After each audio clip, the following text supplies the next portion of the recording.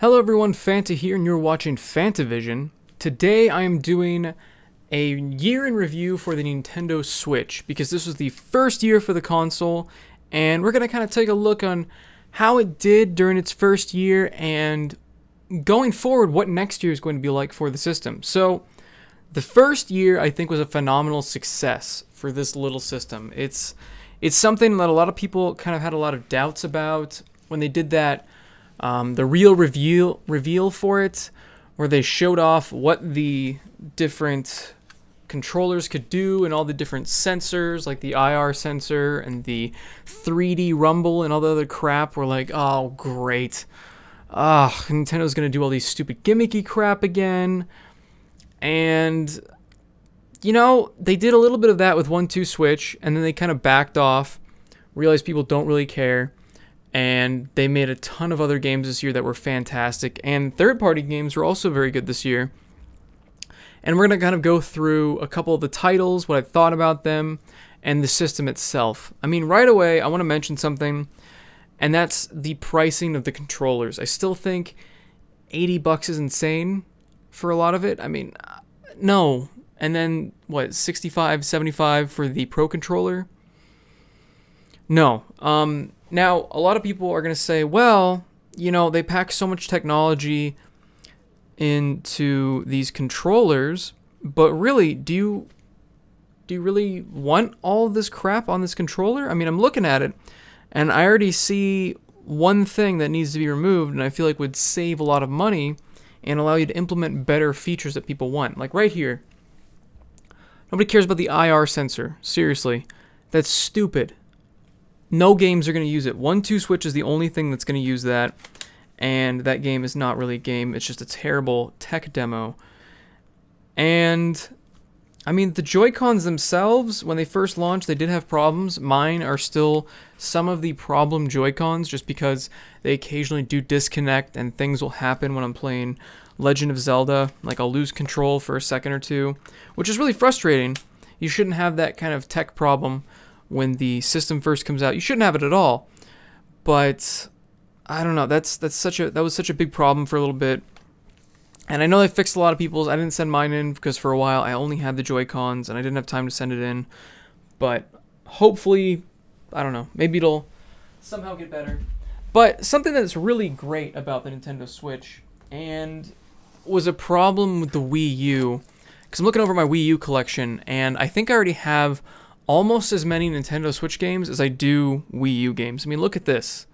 This is insane. This is the first frickin' year of this console, and we've already had a Mario title, Xenoblade, Fire Emblem Warriors, that game's awesome, Splatoon 2, Legend of Zelda Breath of the Wild, holy crap, that game is amazing, Mario Rabbids Kingdom Battle, and there's a couple other games that I have in my stack that aren't phenomenal, but they were worth picking up to me at the time, just because the system was new. Like, No More Heroes, didn't like that game at all.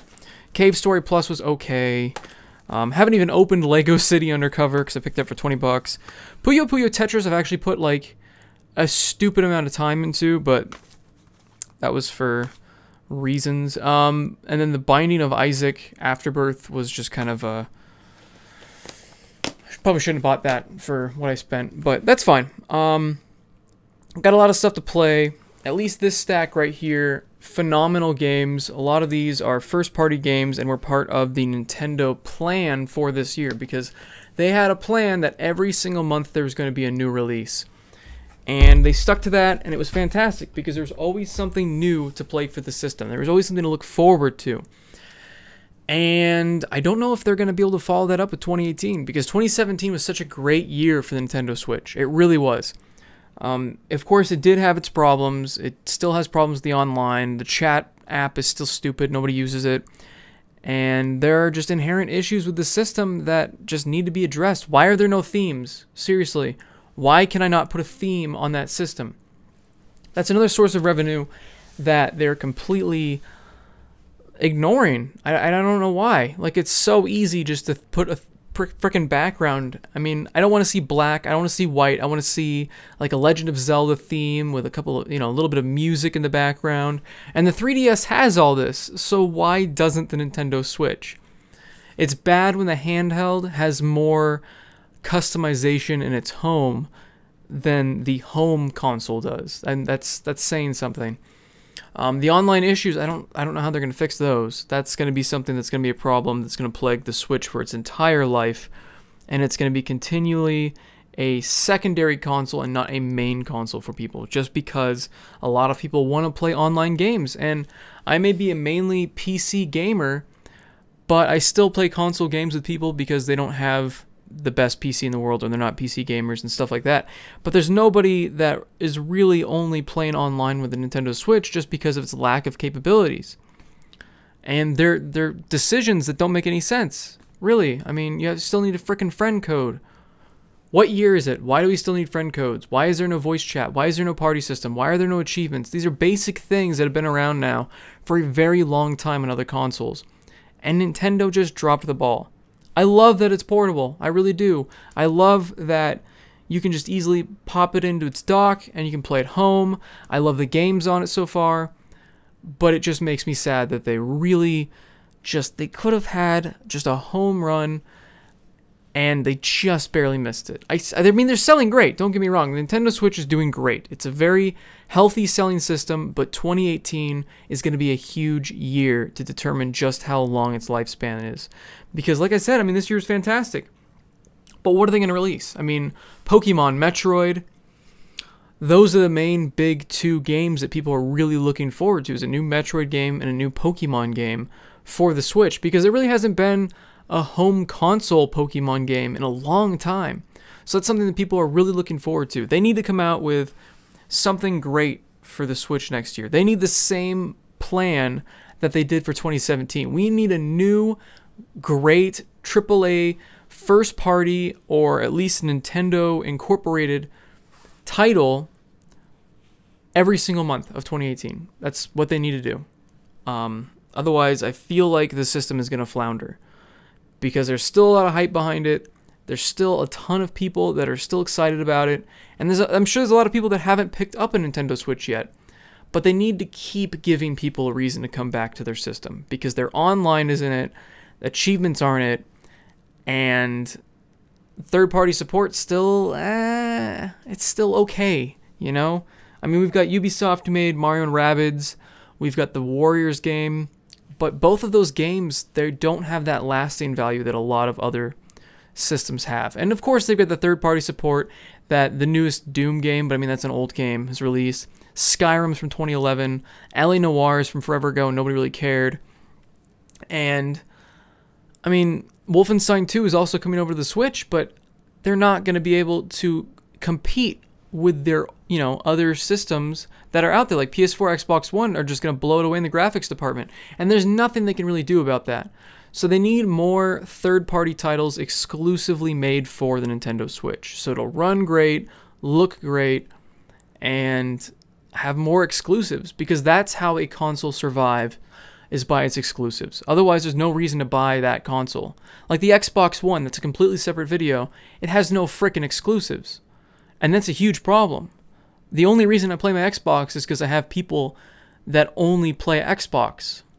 So, I mean, that's not a good reason for most people to go out and pick up an Xbox. Just because the player base is dwindling for the Xbox, because a lot less people are buying new Xboxes, because there's nothing exciting coming out for the console. And that's something that Nintendo has to worry about. I know they've already announced a new Yoshi game, a new Kirby game, and stuff like that. That's great, but those aren't heavy-hitting games. Kirby and Yoshi, I don't think, are the heavy hitters. Mario Odyssey, that's a heavy hitter. A new Zelda game, crazy. And like I said, the new Pokemon and Metroid game. Those are going to be great. But I think they really need to release a new... They need to release a new Mario platformer. That would be great. And they need to start development on the new Zelda game. There needs to be another Zelda game for the Switch. It can't just be Breath of the Wild. I understand. Fantastic game. That's great. But that was supposed to be the game that was for the Wii U. It was developed for the Wii U. The graphics looked like it was for the Wii U. And you could tell that it was really a port job. It really was.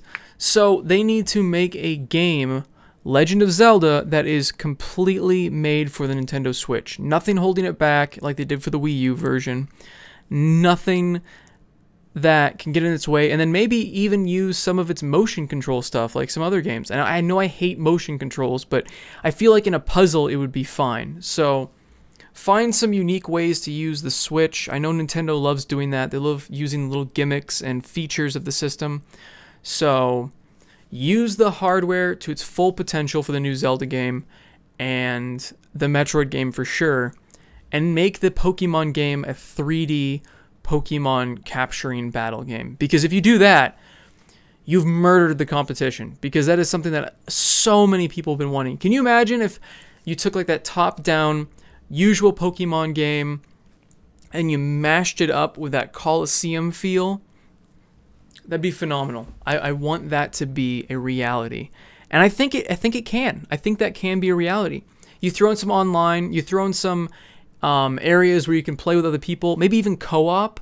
I feel like that could be just a fantastic game, and I think it's possible. I really do. So we'll have to see what Nintendo does. They did a great job this year. They did falter on a couple things with the system. I mean, just plugging in a headset is a pain in the ass. I'm never going to do it. I'm going to be honest. I'm never going to use the app. I'm never going to talk online. I'm just going to continue to use Discord and use my computer to talk to people. And that's unfortunate. It's unfortunate that I have to do that. I would love to be able to just get on Splatoon 2, get into a party with my friends while I'm at an airport, and talk to them while I'm in the airport playing the game with them. That's the dream. That would be fantastic. And they could have done that with this system, but instead they once again went the safe route, the too safe of route, where they want to continue to be too family friendly. Even though you can easily put parental controls and block all that, but I guess, I mean, people aren't extremely responsible, and I don't know. I don't know what their decision was behind it. Now, I am kind of happy about a couple of decisions that they made with the system. I love the cartridge system. It's great. Loading screens are usually pretty short. I don't like that the internal memory was so small, but I do like that micro SDs work in it. That's great. I don't like that they're making micro SDs that are Nintendo branded. I don't know why I put that in quotes, but they're like Switch specific. There we go. Because they're not actually Switch specific SD cards. They're just branded as such.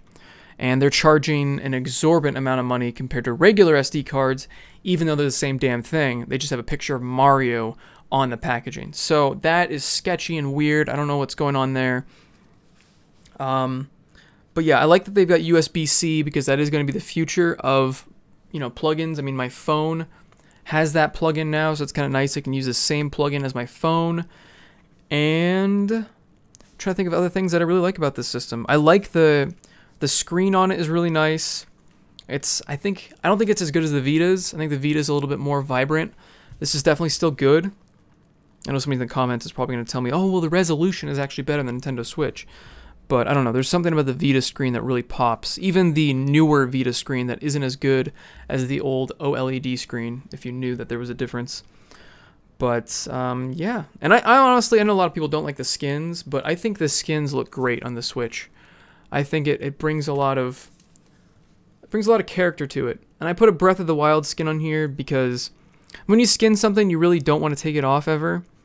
And I figure, Breath of the Wild was really the first big game for the system, and I'm never going to look at the Breath of the Wild thing and go, do I really want that game on my Switch? And I think I do, because that's really the game that sold the system for a lot of people. Even if they had the Wii U, they wanted to play, Zelda on the go. And that's the main draw of this thing, is playing games on the go. Just like I can't wait to pick up Skyrim for $20, because $60 is ridiculous. But I'm excited to play Skyrim on the go. That sounds like so much fun. So,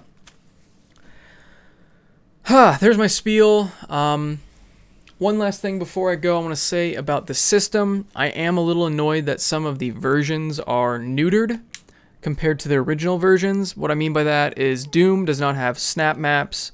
I don't know why. I guess it probably would have taken up too much memory. I don't know. That doesn't make any sense why they didn't, you know, bring that into the system. And Skyrim does not have mods. Why? Why doesn't it have mods? I don't understand.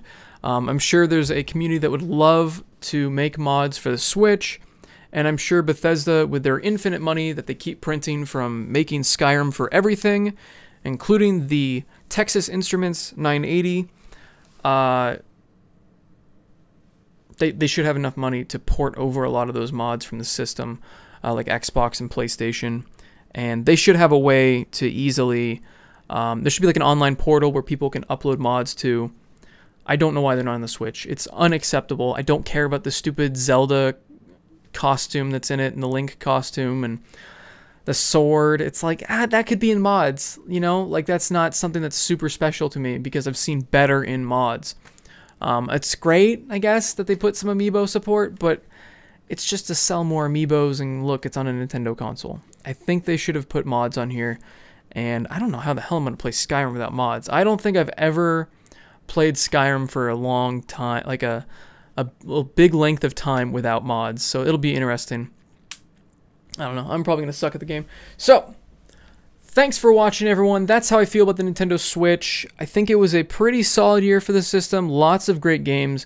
I'm just worried about how they're going to top it, and how they're going to keep this little system alive. Remember, they're going to start charging for online in 2018. So that's already a bit of bad press that they're going to get. So they're going to have to find something to kind of, you know, kind of change the way people are thinking by announcing something big or a reason to pay for the online. Because right now there's one game that you play online, and that's Splatoon 2 and Mario Kart. I can't think of any other games that are online specific. No, there's 2 games. So they're charging for online for 2 games. It doesn't make any sense to me. Really charging for online doesn't make any sense at all, in my opinion. But that's where we are in the state of gaming. We have to pay for online for everything. But hopefully, if they do charge for online, it's super cheap, and they have fixed this stupid method that they had before, where you get the game temporarily and then you have to uninstall it off your system. That was ridiculous. I think they said you can keep it now. I don't know. They should just give you full access to all NES, Super Nintendo, N64, stuff like that. They should just give you a whole, like a season pass to all that crap while you're paying for online. That's what should be what you're paying for. Because it costs them nothing, right? Seriously. You've had these ROMs just sitting... They're ROMs, okay? Anyway, another rant for another day. I keep changing my topic. It's almost 20 minutes now. Thanks again for watching. Like the video if you guys liked it. Comment down below what you guys thought of the Nintendo Switch and how it did this year and how you think it's going to do next year. And subscribe for more content like this. And as always, everyone, have a fantastic day. See you guys.